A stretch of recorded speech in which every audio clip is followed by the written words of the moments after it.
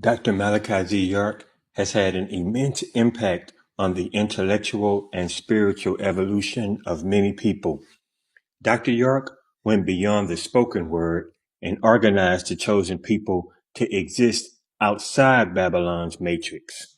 In this video, you will see Dr. York draw from various disciplines to answer the question, how to prove the existence of the Most High. This presentation is a classic and a great contribution to the digital library of African diaspora history and culture. Watch this video with an open mind and spirit.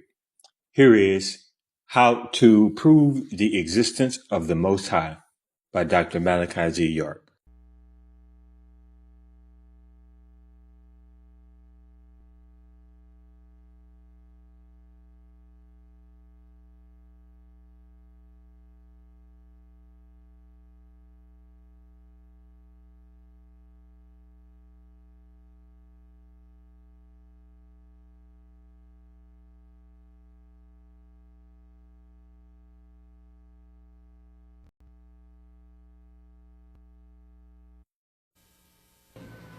I ain't proved the existence of the Most High. Okay. Question.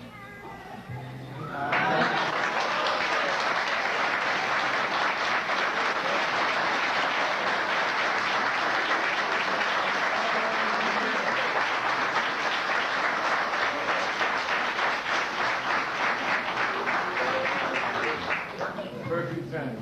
What was the question?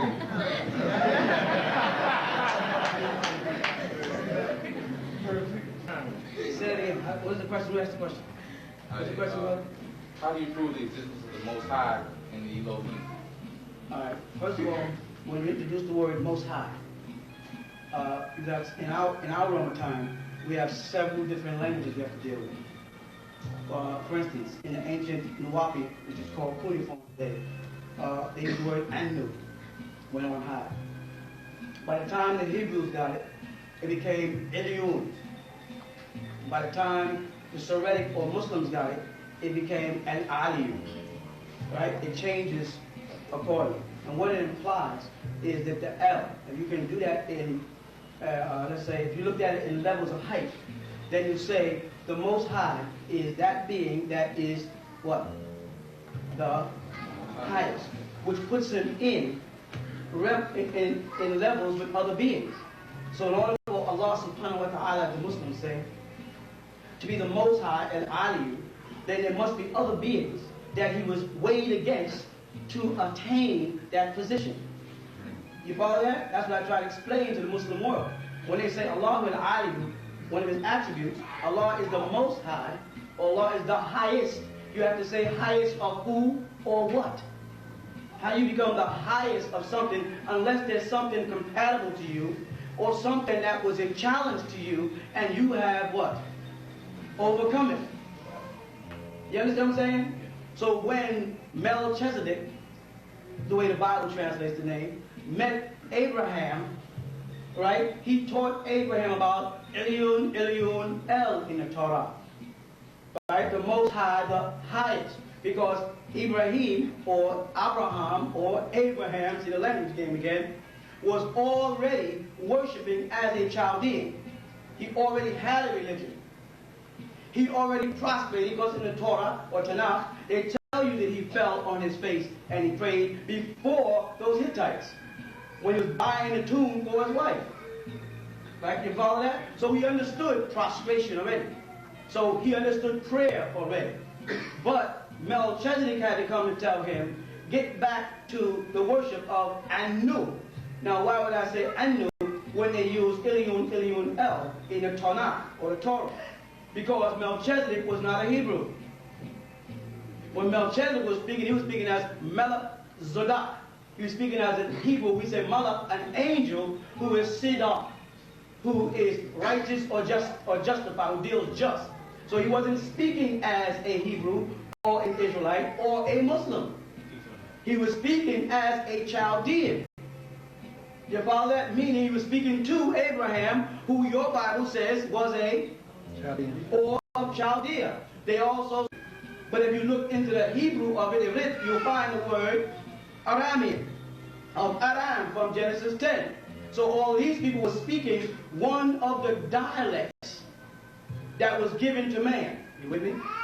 And so he would have been speaking to Abraham before Abraham became a Hebrew. The word Hebrew, simply Ivrit, or in Arabic, Ebra, means to cross from one place to another, to cross over the Tigris Euphrates. He was going to the furthest point of our land. When I say our land, let me make myself clear. That's a long story from Most High to bring it down to mortals. Our land extended from the other side of the Persian Gulf, coming westward all the way to California. You follow?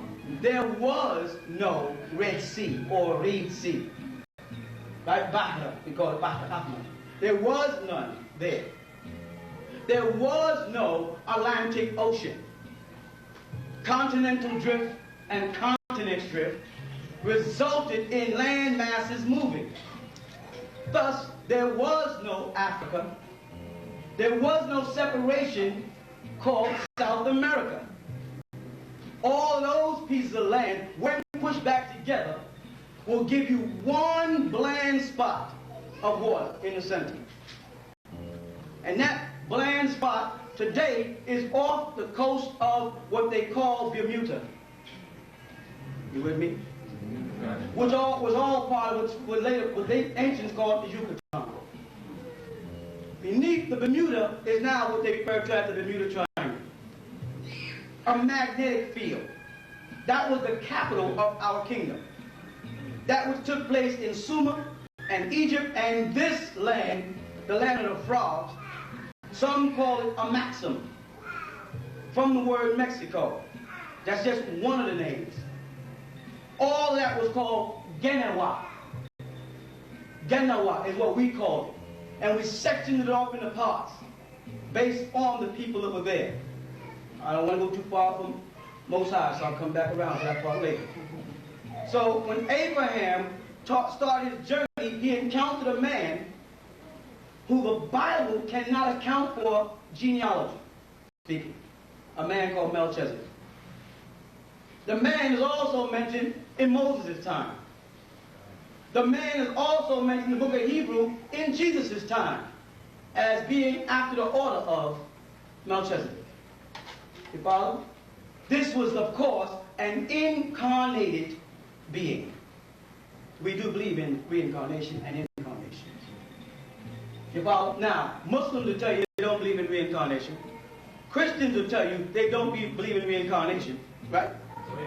But then they'll tell you Jesus died, went to heaven, and he's coming back. Talk to me then. That's not reincarnation, what is it? Jesus died, went to heaven, and came back. Lazarus died, went into a tomb, was wrapped, buried, spiced.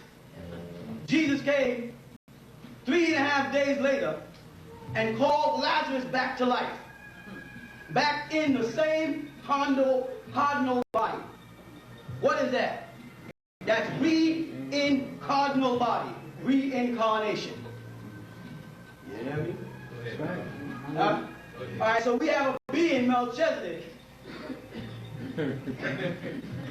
who reincarnates from body to body. He comes at a crucial time amongst his own. Raised up for you from amongst you. But the key word in that last one was out of the east unto the west. You with me? All right. Now, certain groups of people would like to make you think their leader or their teacher is that man when they were born here in America. Make it plain. Whether it be Sandsville, Georgia, or North Carolina, or Jamaica, West Indies, and I've named 3 prominent brothers who I love dearly. They were all born here. And I had to I had to do this book. I had to do this book. Chef Daoud versus Master W.D. Fard. Because they at one point were saying that this man, Master Fard Muhammad, Farid Muhammad, or whatever way they want to spell his name, was the Most High amongst you, the wisest amongst you. And because they say he came from the East, he started to fit the mold of the prototype that would come to save his people, or save those which were lost. But it said in Matthew, you'll come out of the east unto the west, so shall the coming of the Son of Man be. He be born there and come here. I was born in Nubia, tried and proven. Allah subhanahu wa ta'ala, that the Muslims call upon, while we were in the school of Islam, and I'll address that too, if I get time, put me in a position where I was the most hated, dark-skinned, olive-toned Islamic teacher in America. I was the most criticized. I was the most critiqued. They were asking me questions about who makes up my bed, who cuts the lettuce in the pot in my house for my salad, where's my mother, who is my mother, where is my father, who is my father, where were you born, when did you take your shahada, how long have you been a Muslim, are you Sudanese, are you American? Are you Dr. York the disco singer? Are you Imam Isa? Are you Rabboni Yeshua? Do you call yourself Christ? Do you say you are God? Questions, you understand? They didn't dare ask any of the other leaders. I ain't never heard nobody yet ask Minister Louis Farrakhan about his private life. But me, I was put to test, tried and proved. And I had to prove it by producing documents. So the Sunni Muslims went out and said, oh man, we know him. That's Dr. York. His name is Dwight. He was born in Brooklyn somewhere. We remember that guy. So I went on back to Sudan, Beledi, Wahustu, Shahadati, Waladi, and got my birth certificate. Had to go back through the files and hunt it down. Because I was born in 1945 when they did everything by hand. There was no computers. I can't tell you what I had to go through the Hall of Records. But as an Ansar, the most recognized clan in Sudan, it made it easy. And with Sayyid Sadiq, the prime minister standing beside me, it made it a little easier than it would have cost you. You follow? So I went and got the birth certificate and I printed a book and I said, here's my birth certificate in the book. Oh, he made that up. It got the seal of Sudan on it. He got the signature of the man who approved it. When I had to get, because you have to get a photostat copy, not giving you the original, they give you with a seal. Oh, he made that up. I know. Then I know a brother named Lukman, who was in State Street in 65 or 65, when he took his Shahada. I was there. I had to go into the files of records, and Chef Daoud was dead now. Had to get back in touch with Mother Khadija, his wife, at the Islamic Mission of America, 143 State Street in Brooklyn, and get inside the files and pull out my identification card. Can you stay with that? And it showed June 12th, 1957, Chef Daoud gave me my card. Most of the guys who were asking me the question were babies at the time, breastfeeding. When I was in State Street, under a Moroccan-born Chef Daoud, as we called him, born in Morocco. No, they say Chef Daoud was born in the Caribbean. That's why I put these books out. Because he gave me the information. You with me? Because I had to establish in this latter day and time who the Most High is.